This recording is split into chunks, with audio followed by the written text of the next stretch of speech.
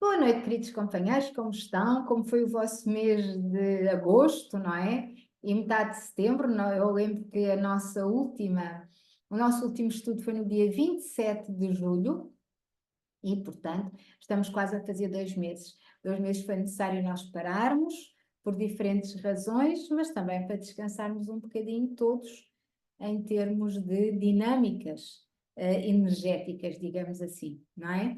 Aqui estamos de volta, voltamos com o capítulo 7º, Doutrina das Penas Eternas, e lembro, para se irem preparando, que estamos no item 9, capítulo 7º, Doutrina das Penas Eternas, item 9.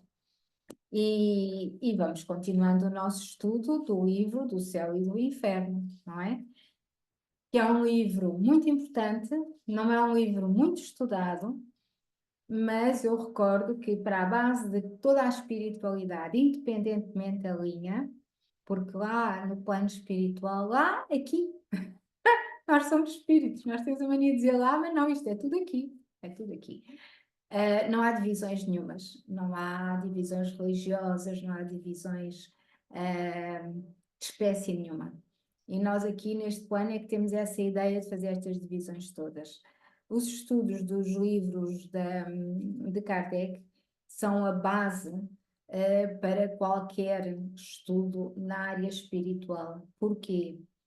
Não que os livros de outras áreas espirituais não tenham trazido muito conhecimento, e trouxeram ao longo dos séculos. E tem tudo, como vocês sabem, no plano espiritual, tudo está organizado e tudo está planificado com método, e portanto os livros de Kardec apareceram na altura certa, século XIX, como tinham que aparecer, dando sequência a uma série de conhecimento de diferentes áreas espirituais, para fazer então um salto de conhecimento. E esse salto de conhecimento foi trazer objetivamente a reencarnação, o processo reencarnatório ao nível espiritual. Foi trazer, baseado também noutras linhas, no fundo vai dar continuidade a outras linhas do processo evolutivo do espírito,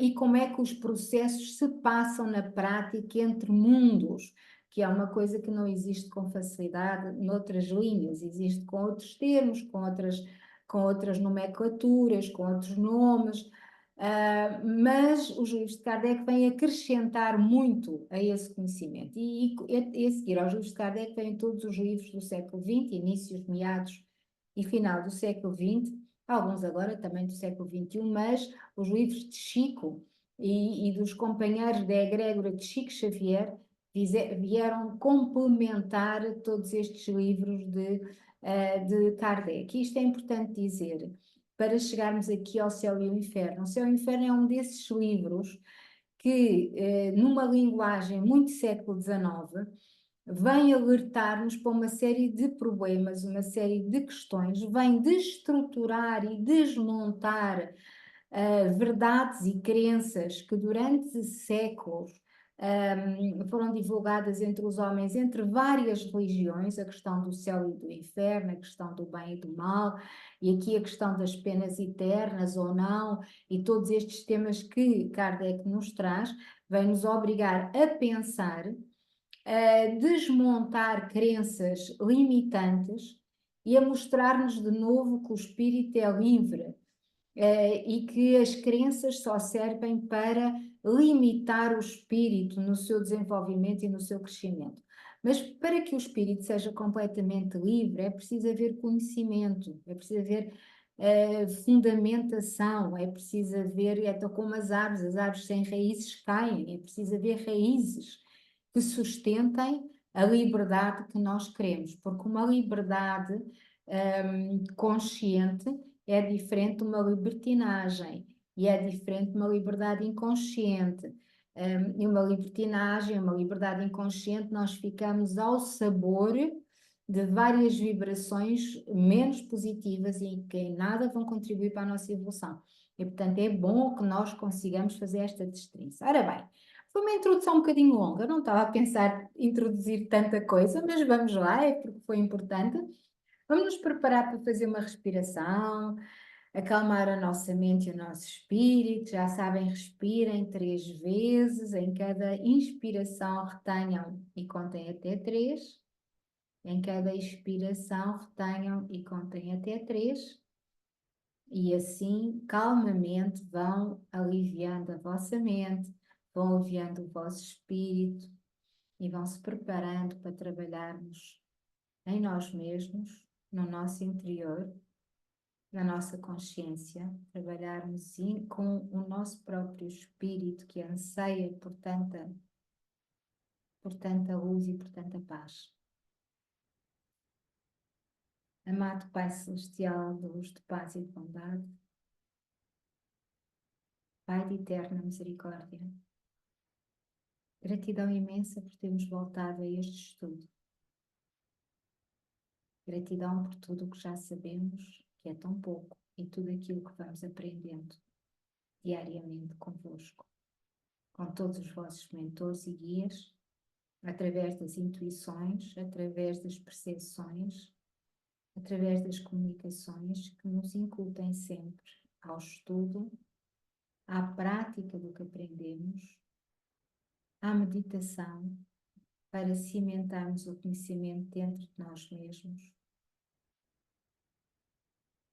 E assim nos encontramos aqui reunidos, encarnados e desencarnados, a darmos o apoio a todos aqueles que necessitam, começando por nos apoiarmos a nós mesmos, estudando e preparando-nos para estarmos mais focados no que temos para fazer, libertando de nós mesmos o peso que nos limita, que nos sobrecarrega, a densidade que ainda transportamos, torná-la consciente e libertá-la.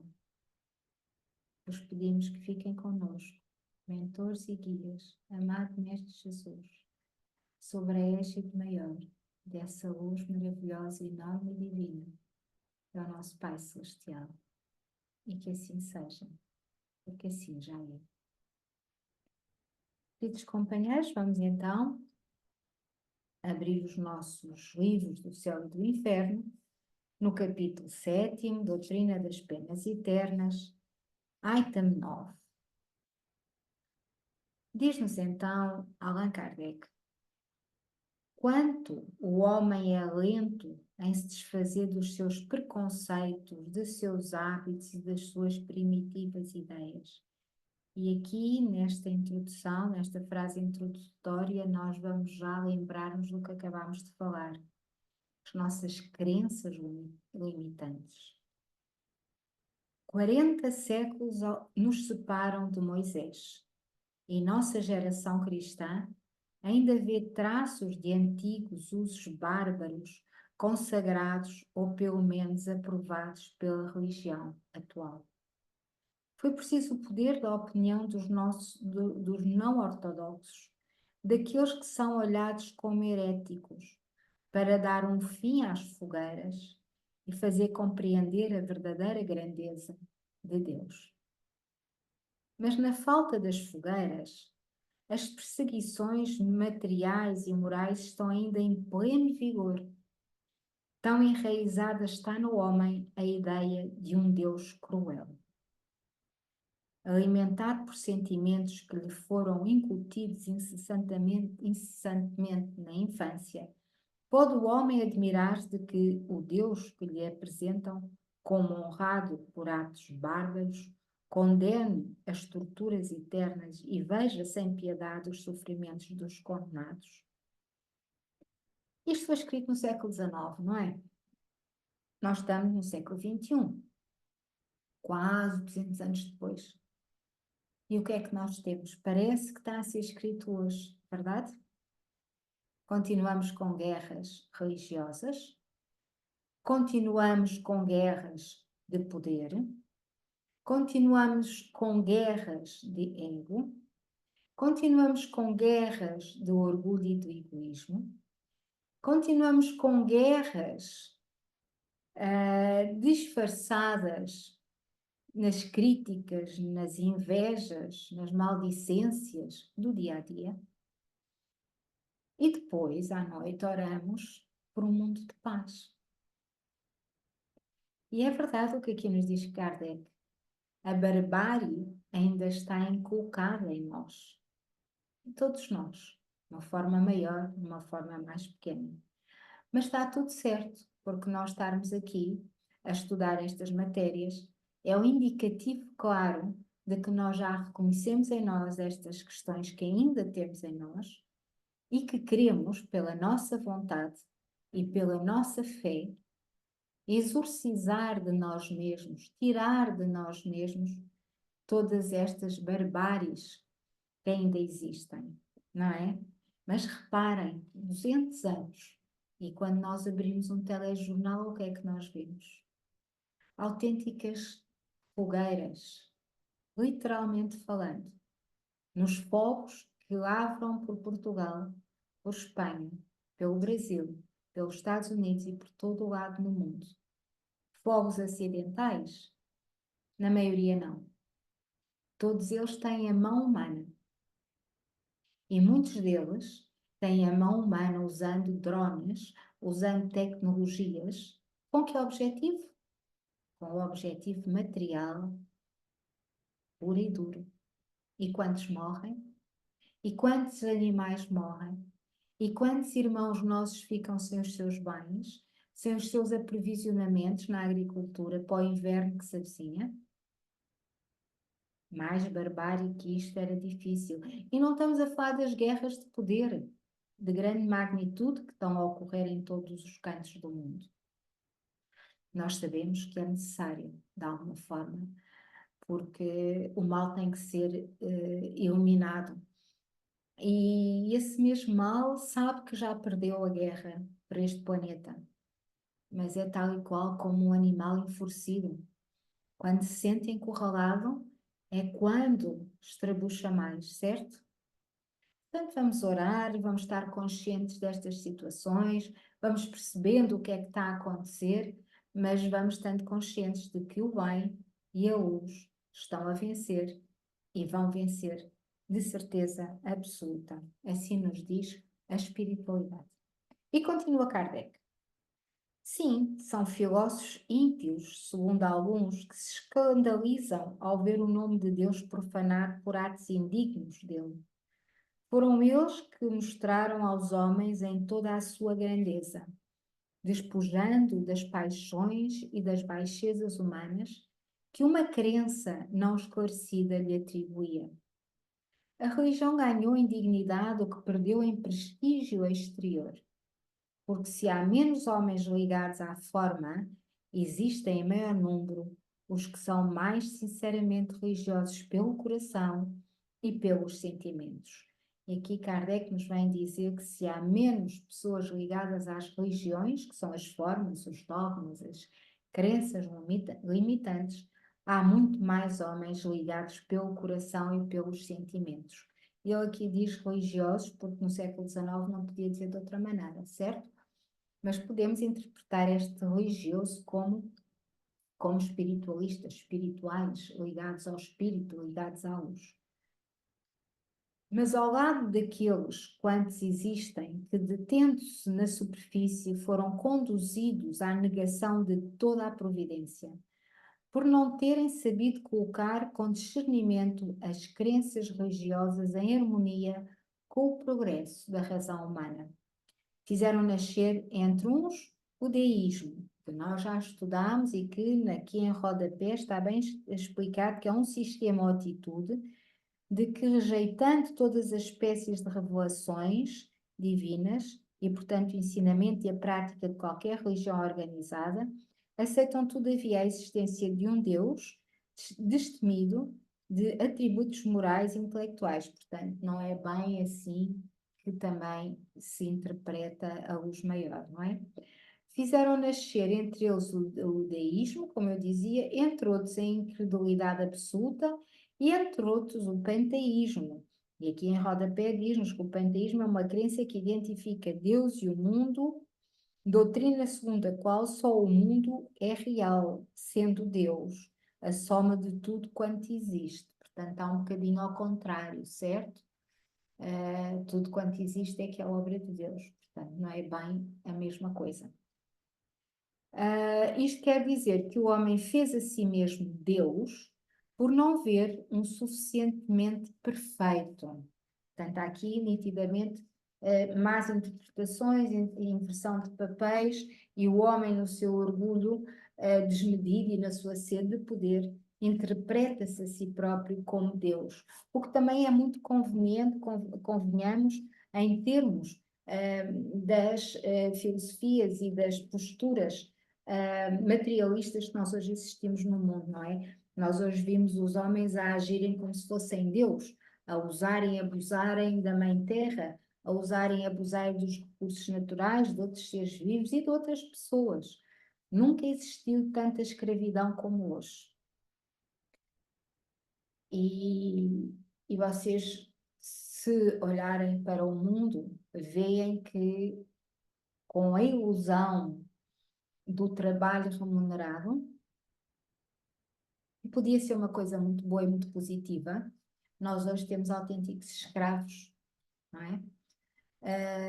Que ganham pessimamente, que não conseguem seguir com a sua vida, ou seja, a liberdade está-lhes cerceada, porque o dinheiro está na mão daqueles que se acham deuses.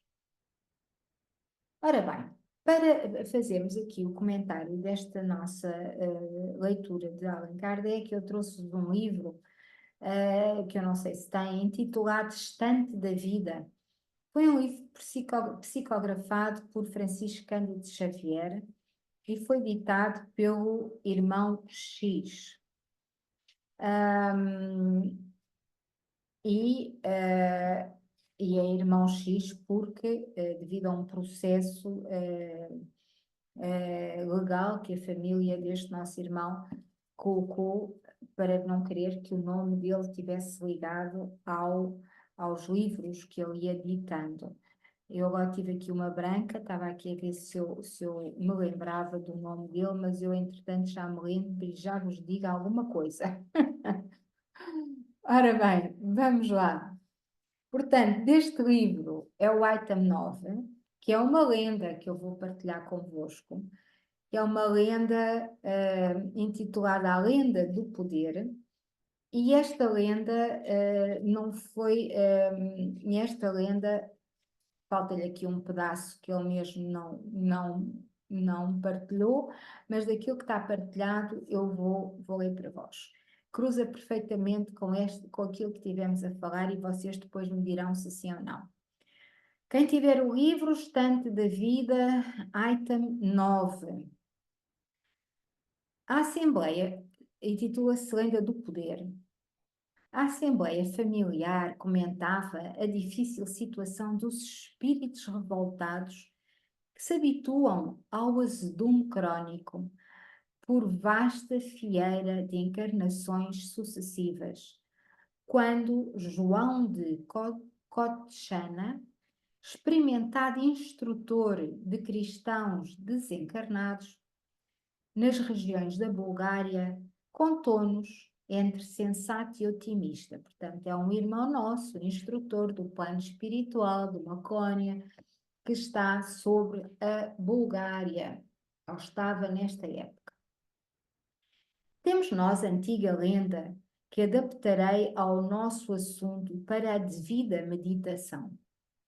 Dizem que Deus, quando começou a repartir os dons da vida entre os primeiros homens dos primeiros grandes agrupamentos humanos constituídos na Terra, decretou fosse concedido aos bons o poder soberano. Informados de que o Supremo Senhor estava fazendo concessões, os corajosos acudiram apressados à divina presença, solicitando o quinhão que lhe seria adjudicado. Indagou o Eterno: que desejais, filhos meus? Senhor, queremos o poder soberano. Essa atribuição, explicou o Todo Misericordioso, já concedia aos bons. Eles unicamente conseguirão governar o reino dos corações, o território vivo do espírito, onde se exerce o poder verdadeiro. Ah, Senhor, e nós? Que será de nós, os que dispomos de suficiente ousadia para comandar os distritos da existência e transformá-los?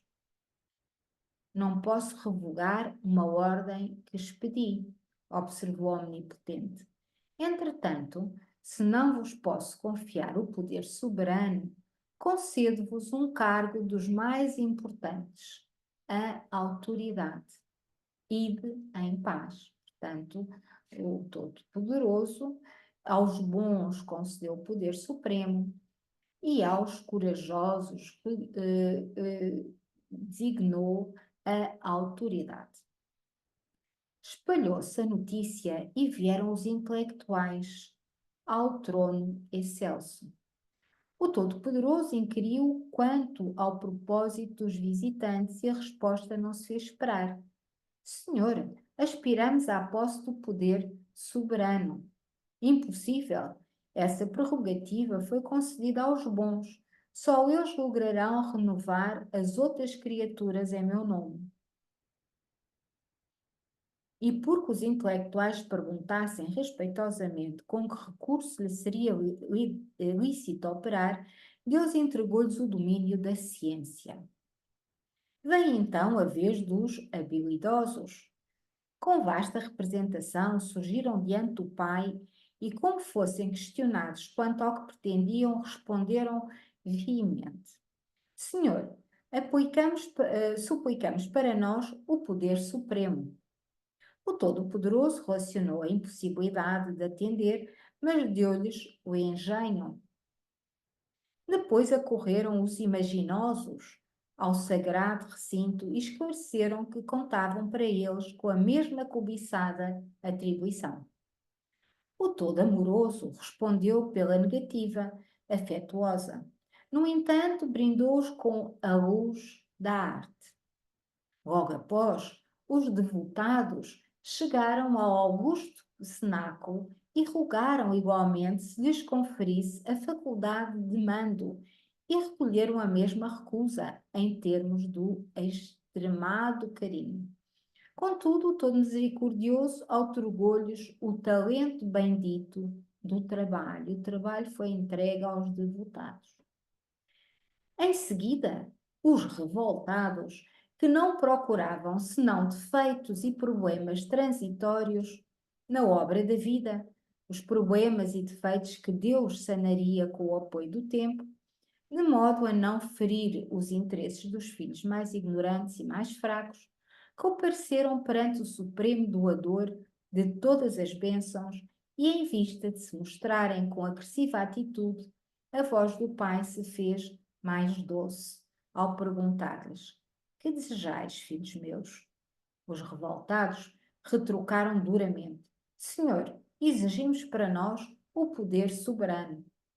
Isso pertence aos bons, disse o todo sábio, pois somente aqueles que dispõem de suficiente abnegação para esquecer os agravos que se lhes façam, prosseguindo infatigáveis no cultivo do bem aos semelhantes, guardarão consigo o poder de governar os corações. No entanto, meus filhos, tenho outros dons para conceder-vos. Antes, porém, que o Supremo Senhor terminasse, os ouvintes gritaram intempestivamente: Não aceitamos outra coisa que não seja o poder soberano. Queremos dominar, dominar. Fora do poder, o resto é miséria. O Omnipotente fitou cada um dos circunstantes tomado de compaixão e declarou sem alterar-se: Então, meus filhos, em todo o tempo que estiverdes na condição de revoltados, tereis convosco a miséria. E desde essa ocasião, rematou Kotchana, todo o espírito, enquanto rebelado, não tem para si mesmo senão o azedume da queixa e a penúria do coração. Ouvi a lenda, retiro o ensinamento que me toca e ofereço a peça aos companheiros reencarnados na Terra, que porventura sejam ainda inutilmente revoltados quanto tenho sido e já não quero mais ser. E assim, numa lenda de poder, nós retratamos o nosso estado da nação. Os revoltados são aqueles que fazem mais barulho, não são os que têm mais razão. São os que querem poder, mas não querem trabalho, não querem estudar normalmente, não querem nada que os tire do seu conforto, não é? Daquilo que eles pensam que é o seu conforto. Fazem muito barulho, criticam tudo e todos, mas só querem estar bem e seguir a sua vida com a crítica, com a revolta e com a miséria, que neste caso não é miséria material. E aqui o irmão X diz-nos é miséria do coração. É a incapacidade de amar.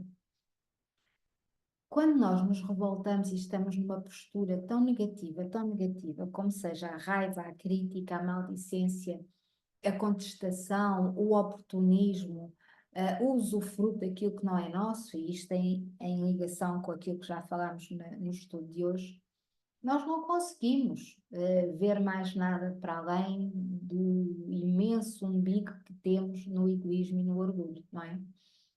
E achamos sempre que todos nos devem, mas nós não devemos nada a ninguém. Todos nos têm que obedecer, mas nós não obedecemos a nada, nem ao Poder Supremo.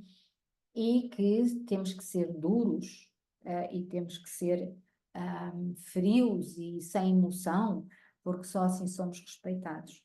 Eu diria só assim se tem medo dessas pessoas, não é? Não é no sentido do medo, é no sentido de a maior parte das pessoas até tem medo mesmo. E pronto, e faço como o irmão X, fica aqui a lenda, cada um interprete de sua maneira, mas é uma reflexão grande para nós, principalmente nestes dias que estamos todos a viver. Lucy, desculpa, queres dizer-me alguma coisa? A Suzy, Suzy, isso mesmo, agora deu uma branca completa. A segunda de hoje. Suzy, desculpa. Queres-me isso dizer está mal. alguma Isso coisa? está mal. Está mal, está, estou ligada ao satélite. Sim, Não, eu fiquei muito surpresa por perceber que passaram 40 séculos de Moisés e nós estamos iguais.